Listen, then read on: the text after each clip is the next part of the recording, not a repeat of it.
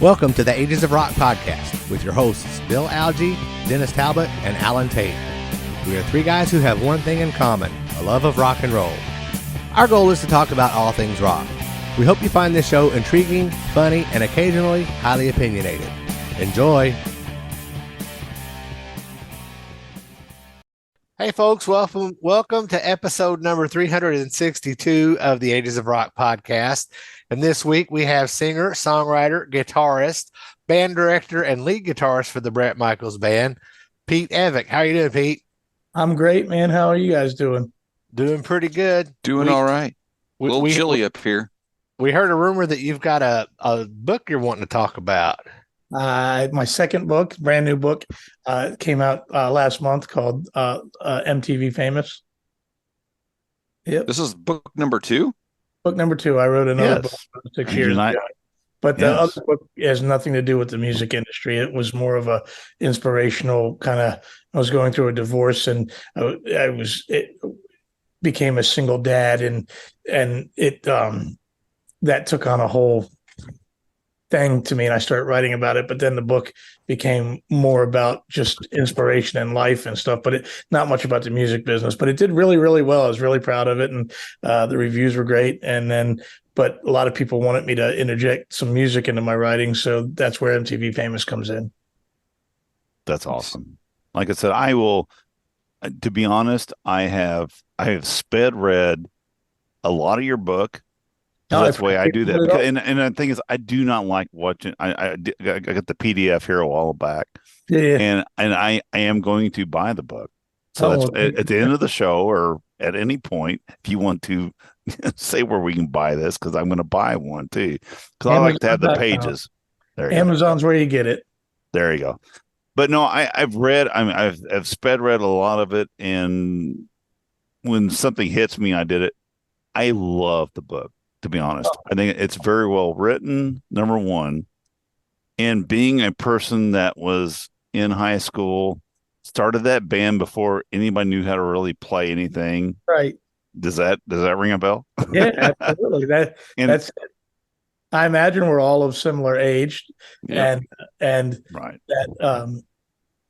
So if you grew up in that late 70s, early 80s rock scene or just into that stuff, most of that stuff I would have to believe you can relate to, almost as if you were writing the stories yourself. Exactly.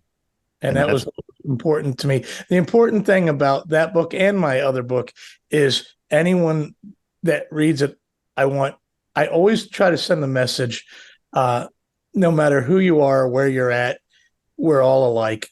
Everyone's different, but we're all alike. And that's important. It doesn't, I often say Bret Michaels is almost a billionaire, and he flies around in his plane to his 9 different houses.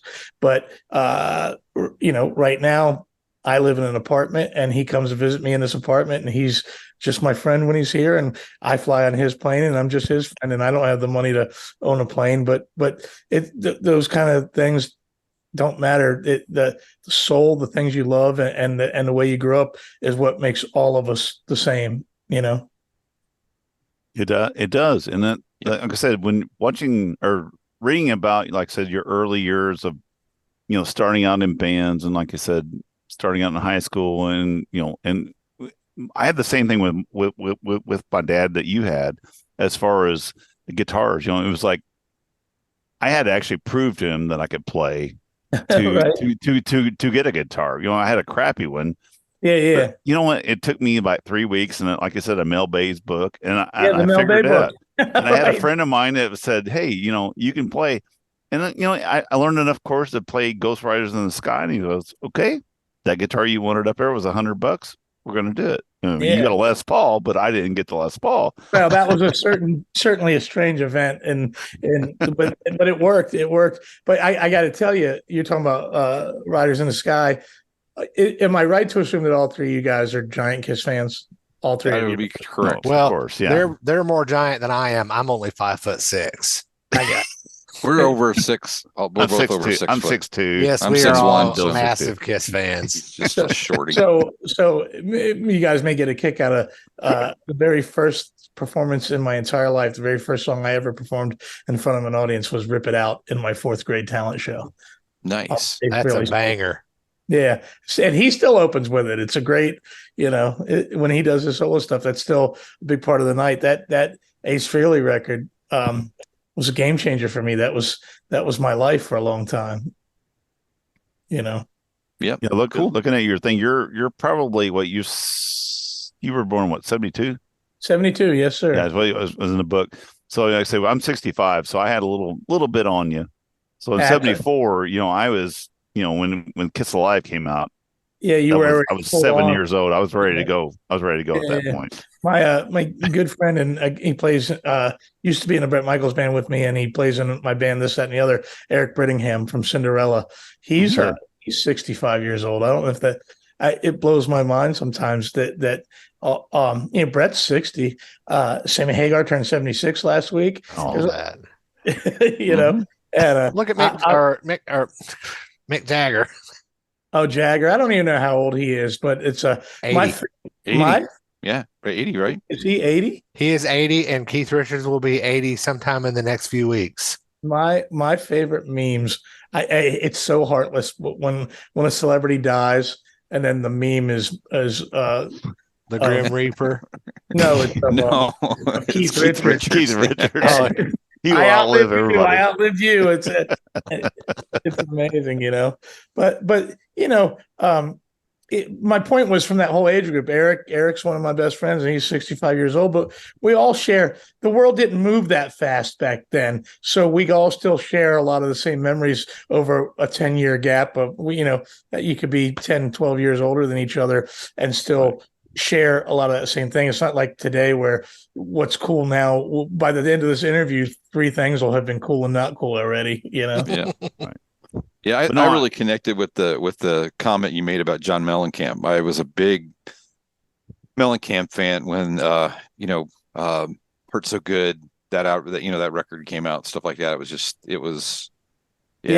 I remember riding around, me and my buddies, on the way to school, windows down, that just blaring. Right. It was just. Can I ask you guys? You're all out in the Midwest then? Yeah. Yeah. Actually, I'm 16 closest. miles from John Mellencamp's home. Are you serious? Well, and we're probably born. Actually, Alan and I are about 2 hours from Mellencamp's home. Yeah. Yeah. Mm-hmm. So and I talk about this in the book. I'm born and raised in Washington, D.C., and at our age group. So, and again, I'm a little younger than you guys. We found out, but when I was growing up, Washington, D.C. was the murder capital of the United States. And, I always make the joke when I'm playing acoustic shows, that was, Chicago and Detroit didn't have shit on us back then. Our mayor did crack, and we let him stay, you know what I mean? And, but I was fascinated by those Mellencamp videos because I wanted to see that part of the world. And I think that probably when you guys were growing up, you wanted to see where I was from, or you wanted to know about New York or LA or DC. And I was the exact opposite. And more than anybody, Mellencamp painted this picture of what I thought America was supposed to be. And I still long for it. We have a joke. I actually posted on my Instagram the other day. Whenever I'm touring, whether it's with Bret or with Eric or with Chad from Faster Pussycat, we were in Indiana and Illinois last week, and I'll point out when we're going by, is that where the Pink Houses video was filmed? It has to be that. And they all like, no, that's not. But it's a joke about us. I'm connected out there to where you guys are big time. And then actually you mentioned Louisville. I flew into Louisville last Thursday. We played in Corbin, Kentucky, and we flew into that airport. And then we went off and played into Effingham, Illinois. Yep. Yeah. And we're always out. You mentioned Noblesville, the Bret Michaels Party Girl tour came to the Yep. We were there.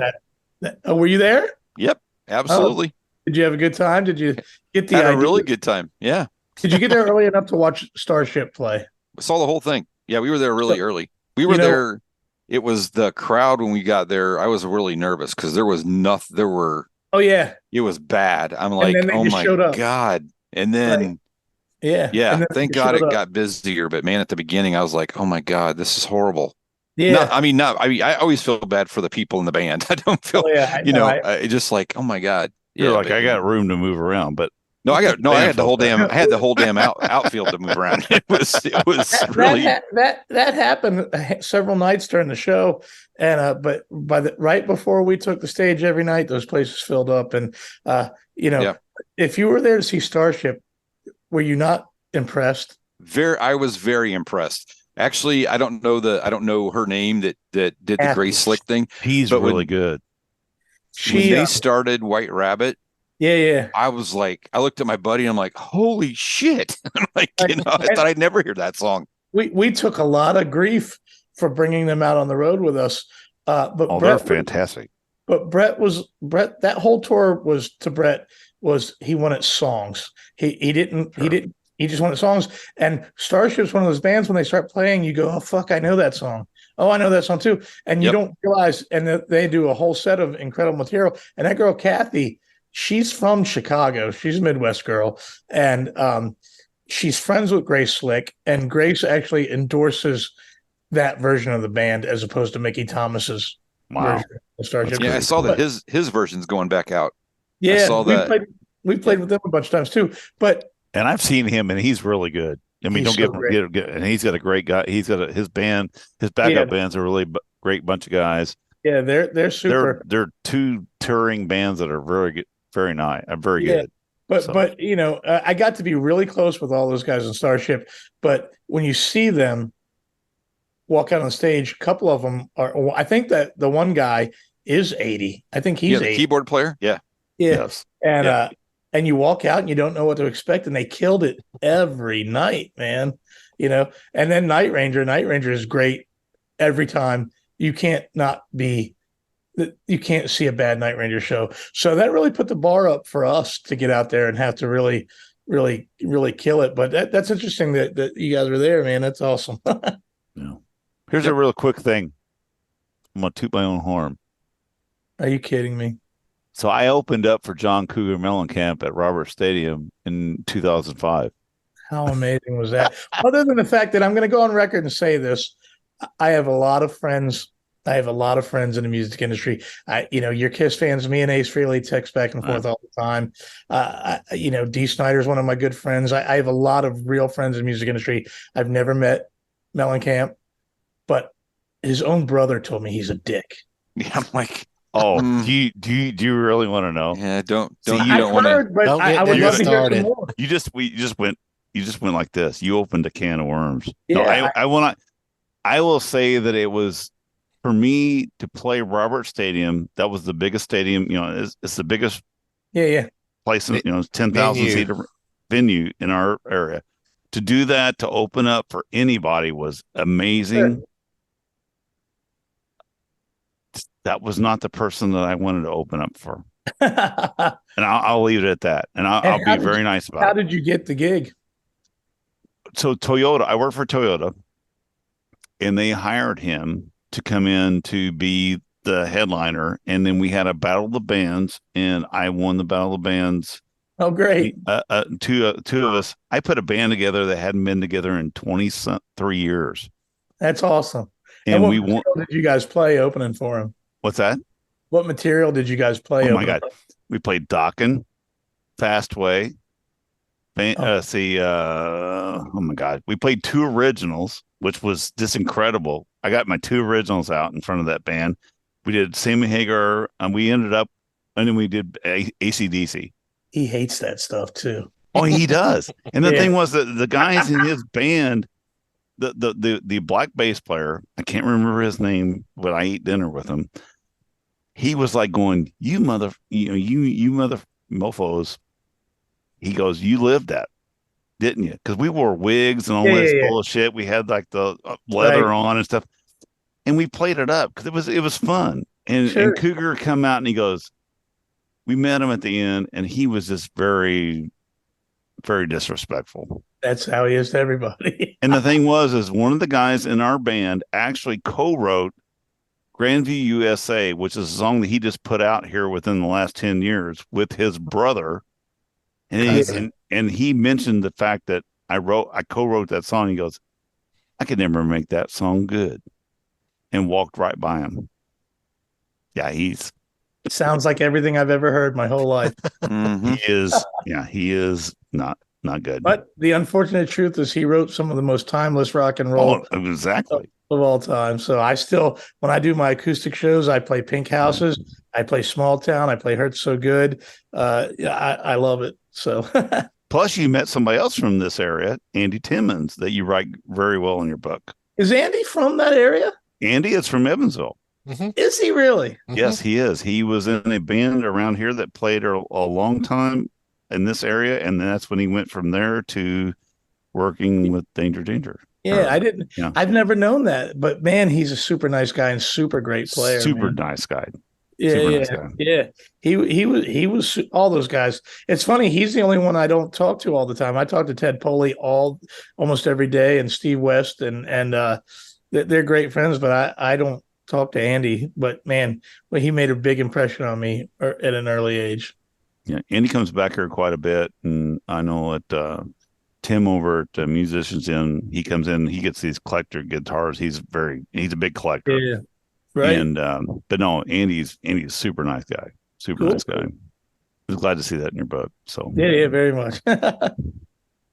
So speaking of your book, what was the inspiration for the title MTV Famous? Tell us a little bit about that. This is my favorite part about interviewing about this book, because I usually pride myself on being able to I've never taken a lot of heat. Let's just say it that way. There's not a lot of haters out there about the things I do. And when the book came out, there was kind of a backlash online about the title. A lot of people thought that I was claiming to be MTV Famous. And so there was a whole lot of, who does this fucking guy think he is? He didn't even have success in the music business during the MTV era, and he's not fucking famous. And I was like, man, and they really beat me up about that, a few people. And the inspiration, the title MTV Famous, wasn't even the name of the book until almost the very end, like literally a few days before we released the book. I co-wrote it with a guy named Steve Olivis from Nashville, who is incredible. He owns a publishing company, and he's a great author, and he's also a therapist. But we know Steve. Oh, do you really? Yeah. Yeah. So Steve's amazing. And so with that being said, the way me and Steve wrote this book was very much like I would talk to him for a few hours, then he would write it down and send it back to me, and we'd go back and forth. And he kept interjecting the term MTV Famous. And at first it bothered me. I was like, why does he keep saying MTV Famous? And then all of a sudden I realized that's what my life was about, trying to chase the dreams of those people on MTV. I wasn't a radio guy. I was, like I said, I was born in 72, and by the time I was in middle school, MTV was in full force. But the MTV Famous also talks about how when I was a kid, if you were on MTV, I just thought you were rich and famous. And this is what's important. I wasn't chasing. I was too young to care about money or any of the things that the drugs or the girls. None of that mattered to me. It was just the music. That's all that mattered. But it was fascinating to find out to me later in life that all these people that were what I call MTV famous, some of those people, your video was on MTV and they were still working day jobs at gas stations. And I wasn't aware of that. You just thought they're famous. They were all millionaires because they'd made it to MTV. And it was a real shock to my system as I got older when I found out how the music business really is. You know what I mean? And it's really, really small. You can make it in the music business. I mean, I've had a 36-year career in the music business. I'm here. There's no faking that. I'm here in the business, but I'm not like Bret. I don't have a plane, and it was eye-opening to me to realize that, even, those people had half the people we were watching MTV went home and worked at a gas station or were school teachers, or even Gene Simmons was a teacher, you know that, but so that's kind of what the inspiration behind the title of the book meant.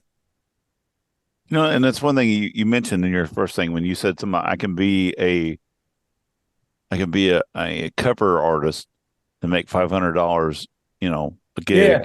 Or I could play my own shit and I could make maybe $20 or something like that. Right. The thing is when I started out in 1983, we were making basically it was $100 a guy. Right. In a band. But 83, that's great. But the thing is I got into it again because I quit playing.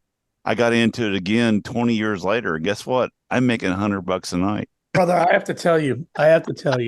So when I joined Bret's band 20 years ago, I kind of stopped playing locally. I'm back to playing.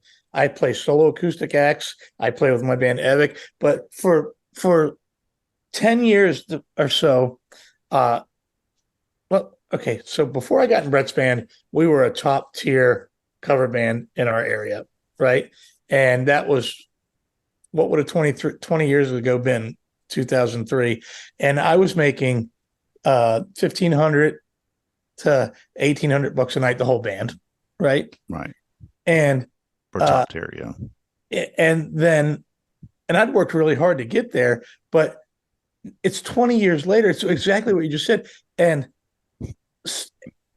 most of the top tier cover bands in my area now are making 800, maybe 1,000.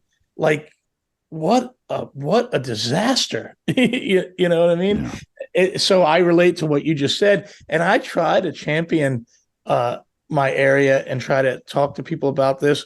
But you got a band that'll do it. Once a band will play for that money, then the next guy plays for that money, and then there's not like, there should be a little more sticking together to say we're worth more money, but not where I live, man. And you went through the same exact thing. And of course, the problem with that is that you want to make $1,800 a night, but that venue owner knows that there's somebody else that will play for $800 a night or whatever. So, you get what you can take, or you sit at home on the couch and watch Netflix. Go ahead. We had an owner up there, remember, up on 41 that was, he had a venue.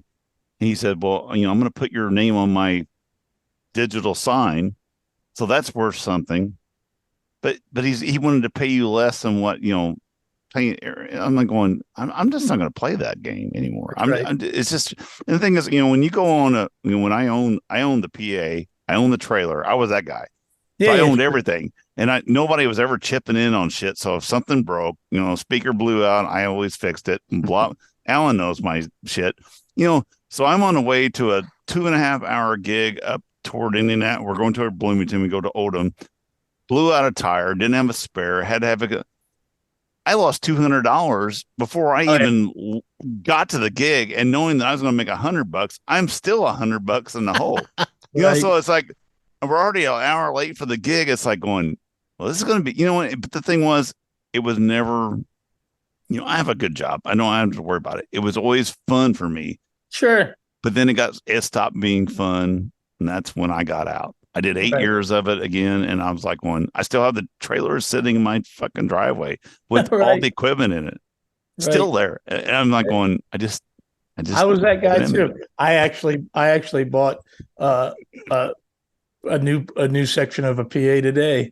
I've always been the guy that owned all the gear or whatever, and I really into these acoustic gigs I'm doing again. I love it. It's funny. I often say I'll play someplace like Noblesville in front of 25,000 people, and then the very next night I'll fly home and play in front of 10 people, my little acoustic gig, and I enjoy both just as much, man. I love them both. Absolutely. And but I'm still that guy that buys the gear and hauls it around and sets it up and everything like that. Not in the Bret's band. I have people do it for me in that band. It's a little different there. Yeah, I've been that guy, and of course our other guitar player, our lead guitar player, singer. Man, I broke a string last week. Well, I didn't buy new strings, but do you just have another one? Because I broke I haven't replaced that one. Right. You know my the pain. worst part is I know who he's talking about. I know. Anyway, when you guys were putting this book together, was there anything that kind of caught you off guard or surprised you when you were working on it? Yeah, actually, it's interesting you say that. There's a couple. I wanted to encompass the top and the bottom of the music industry, and there was a couple moments that I had to dig down and talk about that were really low points in my life, and I don't think about those times much anymore. But it became very emotional resurfacing some of that stuff and writing about, you know, one of those strangest moments I talk about in my entire career was me and Bret had written a song called Nothing to Lose, and we had Miley Cyrus sing on it with us, with Bret. And I got to produce it. I got to work with Miley in the studio. The song came out great. And during that time, I had gone through a divorce, and me and Bret's friendship had grown, and we'd grown as songwriting partners. So me and Bret were riding one bus together, and the rest of the band and crew were riding another bus together. And the band had been my band and my best friends in my life. And some tension had grown because they weren't nearly as involved in the songwriting and recording processes as me and Bret were. Their relationships, I grew farther away from everything I knew in my life and grew closer to Bret and what we were doing. And so the point of that was they didn't have any writing credits on this song with Miley Cyrus, and it just didn't mean much to them. And we were in Dubuque, Iowa, the day the song was released. And Bret comes from a world where if your song's a hit, it means it sold 1 million copies.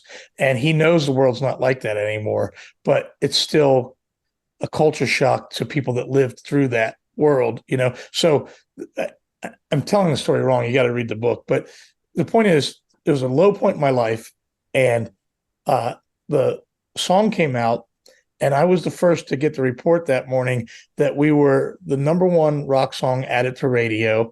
And at the same time, Bon Jovi and Nickelback had released a song that same week, and we had beat them, and we had debuted, I think, at #5 on the Billboard charts, or all this stuff.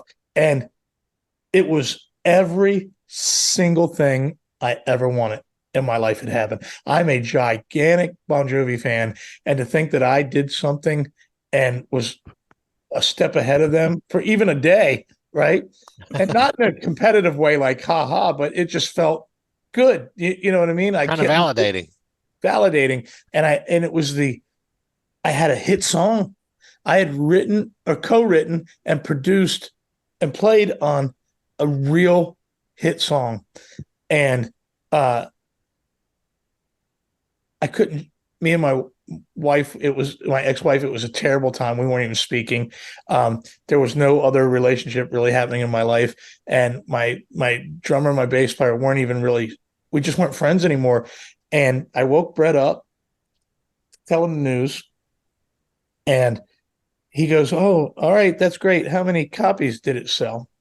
And I don't want to divulge that, but it was significantly less than what he expected for having the top song at radio that week. Right. And he wasn't mad, but he just went back to bed. He didn't share. He wrote "Every Rose Has a Thorn." It didn't. I was completely alone in a parking lot in the middle of Iowa with every dream I'd ever wanted came true, and no one at all to share it with. And I'm literally a grown man. I fall to my knees and just start crying in the tour bus on what was supposed to be the absolute greatest day of my life. And so there's a couple of those stories that I brought up that were dark and hard to bring up. But I wanted the whole story out there, everything that made me who I am, Yeah. I was actually reading that one at lunchtime today. Like I said, I'm just trying to, I was trying to take in as much as I could. And I got to that point, and I felt for you at that point, because I did, because you're like, oh my God, look what we've done. And you told Bret, it's like this. And of course, somebody who's wrote so many great songs was like, well, how much did you sell? I was like, well, I don't know. It's just, but we're this way in the charts. Right. You're ecstatic. And he's like, oh, it's just. Right. Well, it's funny. I don't know if you read enough, but I'm not a sports guy at all. I don't know anything about sports. I've never played sports. But when I was trying to draw the comparison to make sure that everyone understood that Bret was not being a dick, he was happy. But I drew this comparison that I thought was probably my favorite comparison. My favorite thing I did in the book was explaining that it was, for Bret, it was like Bret had won the Super Bowl on a 100-yard field with Every Rose Has a Thorn. And it was almost like in the music industry, the game had changed, and now the football field's only 50 yards. Yeah, exactly. We'd won the Super Bowl with a whole bunch of different rules, and it didn't feel as big to Bret. We still won the Super Bowl, you know what I mean? Sure. And that comparison, I think, made a lot of sense. I was proud of that, considering I don't know anything about sports, but right. Yeah. But you get it. It was, there's a lot of things in the music business. You got to be built for it, man. And you got to be prepared to be alone, even when you're not alone. There's a Bon Jovi song on the Slippery When Wet record called Never Say Goodbye. Mm-hmm. And there's this line that always struck me is, I pass my time with strangers, but this bottle's my only friend. And I believe that every one of us that are out there doing this at this level for the length of time that, this is 36 years for me. I've been in Bret's band 20 years, but I've been professional touring artist for 36 years. You find darkness and loneliness, and then you find that crowd cheers, and then it all goes away. You get up on stage and they clap, and then all of a sudden none of that matters. And, you're making people happy, and that there's more value in that than there is gold, man. I can dig that. Yeah. I had a question for you. During, you were talking about the 90s in the book, and made a reference to a line that I wrote down, actually, because I've read most of it. Grunge was a fad, but pop is eternal. Right. And I thought that was very apropos, really, because you think about, the grunge came in, and everybody's like, grunge came in and killed rock music for whatever it was worth, and heavy metal and that kind of stuff. But it didn't last very long. And I didn't realize in the timeline, when you had kind of laid the timeline out there about things that were coming out at the time, it really wasn't as long as I thought it was. It felt like it hung around forever. Right. But it really didn't hang around forever. It hung around for a little bit of time, and then it kind of flipped around to being, then pop kind of came along. I mean, never went away. Just kind of moved into that thing. But it was just very interesting how you laid that out in the book. I thought it was a pretty cool analogy. I was just talking about this. The way history rewrites itself is almost as if grunge started on January 1st, 1990. That's the way the world thinks it happened. And in all honesty, I use this as a reference. Poison had Something to Believe In was as big a hit as Every Rose in 1992. So we were 2 years into the 90s, and that stuff was still going strong. You know what I mean? Something to Believe In at the MTV Awards beat Faith No More Epic video for Song of the Year that year in 92. It wasn't till 92, 93 that it really, really, the term grunge was taking over. And it was only till about 1998, really, until the Matchbox 20s and the Sugar Rays and the Gin Blossoms and then the Goo Goo Dolls, who all had pop, and Hootie and the Blowfish, all had pop songs and fun songs again. It was a really short window of time that the grunge was really there. You know what I mean? Yeah. And you know what? I look back now, and Bret will tell you too, it didn't ruin the music. Grunge didn't. Grunge had to come because it all got to a point. I often cleansed. it cleansed everything. It cleansed. Rock and roll is meant to be raw, and then you want to be better, and then you want to be polished, and it's this process. And I'll give you an example. I think that happens is I'll start with the Beatles, but I'm going to say the Beatles, and I'm going to say Kiss, and I'm going to say Van Halen, and I'm going to say Bon Jovi, and I'm going to say Poison, and there's a million other bands, but these examples in my life, we grew with them. Right. The first records were terrible. The second records are better. I mean, I'm a giant Van Halen fan, and I have the Van Halen tattoo on this arm.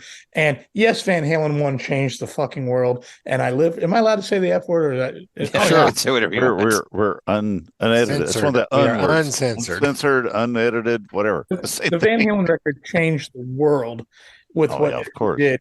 But it still was raw. It was underproduced. And then Van Halen 2 was a step better. Look what the Cat dragged in. And Motley Crue, the first Motley Crue record, terrible sounding records with a lot of youthful energy and a lot of great songs. But, open up and say, I came out with Poison. That record was much better. All those bands, you grow at the beginning of something, you grew with something. And then at the end of the 80s, and God bless this example because it hurts my heart because Bill Leverty is one of my best friends of all time. But that first Firehouse record already sounded like they were as good as they were ever going to be. There was nowhere to grow. That record was produced flawlessly. The playing and the singing on it was flawless. So their next record just sounded like a continuation. There was no growth. And I think that happens. And then all of a sudden, all these bands and the technology and the songwriting and everything became so similar and so generic that it had to reinvent itself. It has to. And that's what happened with grunge. And I would bet my life that we're seeing it in country music right now. Country music is polished and pop as it gets. And then this Oliver Anthony guy comes. And are you familiar with who he is? I know who he is. Yeah, I know who he is. He's a new guy. He's like taking over everything. But it's grunge. It's grunge. It is. It's very dirty country. It's raw as it gets. It's grunge for country, man. And I believe we're about to see that whole movement happen again. With grunge country. They're not going to call it grunge country, though. They're going to call it like some kind of outlaw country. Dirty country. Well, that guy, Oliver Anthony or Anthony Allen? Oliver Anthony. I don't know what his name is, but he's from Virginia. He's from just a few hours from where I am, but he's right in that part of the country that is considered Appalachian. Mm-hmm. Right.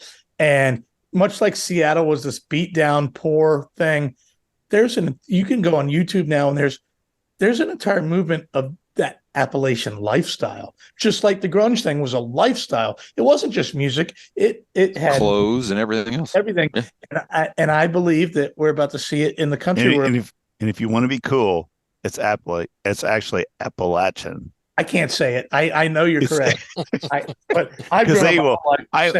I'm big time. I spent a lot of time in West Virginia and I always called it Appalachian and like going, you can't do that. If you're from here, it's Appalachian. Right. So my father was born in Bluefield, West Virginia. Was right there. You go. I used to work in Bluefield. So did you really? Oh yeah, he used to work down there in Bluefield and all that area. Yeah.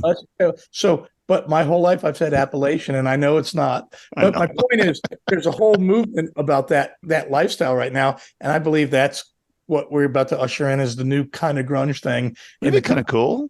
Yeah. So it'll be great. It'll be great. Everything needs a change. I just didn't connect with the grunge stuff. I look back now and I'm very aware of what Kurt Cobain did. He changed history. I get it. I don't love it, but I understand what he did. And I understand that he spoke to millions of people, but I didn't get it. And I was happy when 97, 98 rolled around and I know he's my friend. So I bring up Mark McGrath a lot because he's my friend, but they were fun songs again. The Mark McGrath stuff and the Smash Mouth and I was a giant Hootie and the Blowfish fan because they were from basically my parts, The one thing I didn't get, even though he's a Virginia boy, is I had a hard time understanding Dave Matthews when that came out. Oh, we hate Dave Matthews. I don't even know who you're talking about. Never heard of him. Yeah. Oh, you haven't watched our show, have you, Pete? Because we slam Dave Matthews all the time. He sucks. So to be honest with you, I've not watched your show, but just spending a few minutes with you guys after I eat dinner tonight, I'm probably going to do as much research on you guys as I can. And we got 360 something shows you can watch, and we will. After he watches a few of our episodes, he's going to call Dave Tatter and say, "Don't publish that episode." No, not at all. I'm having a great time with it. I hope you guys are. But always. Here's the other thing though, Pete, that I took from your book that I thought was really funny. It was the fact of when you were getting your bands together and you had, and I've been through this, where you got everybody's on key and all this bullshit, and you were into Poison and all that stuff, and then Queensryche came out. It was a hard day for me, man. That I was reading it. I was just laughing my butt off because I've been through that. You got these guys that we're all on track. This is kind of the band we're going to be. And then somebody finds this new band that, I can't freaking stand. Not that I don't like Queensryche, but I'm not but it's one of those things where I understand that. And it's like going, holy shit. That's always a bad day. What's interesting is I live my life. I teach and I preach perspective is everything, right? Sure. But I have to tell you, one of the greatest slaps in the face I ever got in my life, and I don't tell this story in the book, was from Jeff Tate himself. Oh, really? Yeah. Okay. Sure. So please. It's a Tate thing. He put me in my place like no one's ever put me in my place before. Mm. So his band opened up for us in Ohio. Where was it at? There was a big rock festival in Ohio maybe 5 or 6 years ago. Rock on the Range? Rock on the Range was that. It was totally muddy, terrible. It was a disaster. That sounds like it. Yeah. And Queensryche was opening for us. And I went up and I said, Jeff, I got to tell you something. I said, you're probably not going to find this funny, but it's interesting that you're here. And I would love to tell you that you ruined my high school band. And if you read the book, you know what I'm talking about. I know what you're talking about. And he's looking at me, and I don't know if you ever met him. He's super dry guy, nice, kind, super dry. And I said, I told him the whole story that unfolds in the book. And he looked at me and he goes, so I ruined your band. Maybe Bret ruined the band, because which was true. I never put it in that perspective. My guys were fucked because I liked Poison, but I was fucked because they and Jeff put me in my place, man. And we laughed. He gave me a big hug, but he was right about it. And then, but he told me he told me it was a great story. And he was awesome. He was nice. But yeah, that Queensryche thing changed. Set me on a different projectile. My life changed. And the thing is, anybody who's ever played guitar, ever tried to get a band together in high school will love your book, because it will. There's so many stories in there that are so similar to the ones that I had. I'm sure the ones that Alan had. Bill didn't, because Bill was never in a band. But so you have more money than the rest of us, and you don't have to see a therapist, right? That's right. But anyway, no, but I do. I enjoy, and like I said, that's why I said I want to buy the book. I've been trying to read it on my iPhone and on my iPad. Yeah, right. We're gonna let you put your book out here in a little bit. But no, I really loved reading what I wrote, or what I read. Not what I wrote, what I read. I appreciate it, man. Just so you know, he's big into plagiarism, so you might want to check it out. Hey, I think I'm going to write a book next week. Maybe I'm going to write a book. What is the term? Imitation is the best form of flattery, right? There you go. But I would tell any of you guys, I've spent 36 years in the music industry. I've done everything I ever dreamed of and more. Like I said, sometimes I look at my phone and I'm like, I have a text from Ace Frehley or Dee Snider, and it doesn't even make sense to me sometimes. But the reward of writing a book trumps all of that. If you got that in you, do it. There is something to be said for having that. I can't explain it. It's something I never wanted to do. I never cared about doing. And then I wrote the first one, almost as therapy for myself, and I love it. And if you've got a story to tell, man, you say you have the same stories as me, and I believe you do, because that's why I wrote that book. You should write it, even if only 100 people ever read it. Our band was, we had a demo recording. Our drummer went to the Marines or whatever, Navy, whatever it was, and he went to, and he met somebody that was with what was the one that Ace Frehley, I can't even think of the record company that took Ace Frehley at first. Megaforce. It was Megaforce. Yeah, he got the guy from Eddie Trunk. I know all. He met the guy and he said, if you can come to Michigan and reproduce this song and do 2 more, we'll sign you. Mm-hmm. And he called us, and I was 3 months from graduating college, and I said, I can't do it. Oh boy, yeah, you're smart. So there you go. You're smart. My son has decided he wants to be in the music business, and it's I can't tell him no. My entire life is this, right. And he's got a great head start. Tom Kiefer has mentored him. Bret talks to him all the time. Ted Poley and Steve Brown and all these guys, we're all helping him. Eric Brittingham and Dana Strum, and everybody's rooting for him. But I still don't want him to feel this pain, man. I don't want him to feel it. And then the worst part about that is I'm thinking, well, my youngest son will do something else. My youngest son won't be into music. So it turns out he wants to be an MMA fighter. That's fucking worse. Even when you're winning, you're getting your ass beat. I don't want to watch my kid get his ass beat the rest of his life. Yeah. Wow. Yeah, so that's a very short-lived career. Right. You should give him a Les Paul and say, here, son, try this. I've tried, but sometimes when I'm out in LA with Bret, we go out to the shooting range, and Chuck Liddell is out there. Do you know who he is? Oh yeah, Chuck Liddell. I know exactly who he is. I mean, he's the grappler. He's a grappler guy, right? Yeah, he's like the Tony MMA, Hawk. But he's the Tony Hawk of that cage fighting thing, or you know what I mean. And sometimes he can't even speak. Mm-hmm. Yeah, he's had his ass kicked so much. Do you know what I'm saying? And and Leon Spinks comes out every time we're in Vegas. Leon Spinks comes out to see us play. His wife loves Bret, and comes out to see us play. And the guy doesn't even know where he is half the time from having his ass beat. It's like, get your bell rung enough. Yeah. I'd rather him be in a rock band. Yeah, there you go. It's like either drugs or getting your head beat so many times. It's what's going to happen. Yeah. It's not good either way. So, right on. Anyway. Well, Pete, tell our listeners where they can find your book and where they can find you. So Amazon.com is where the book is.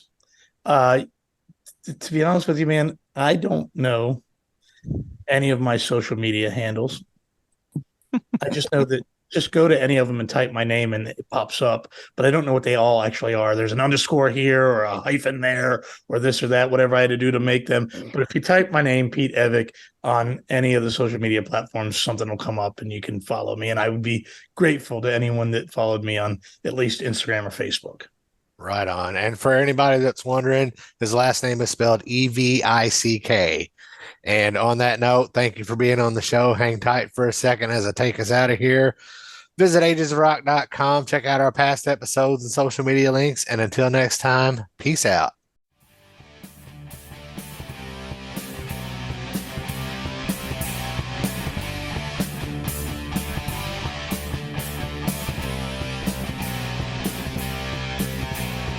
Thanks for listening to the Ages of Rock podcast.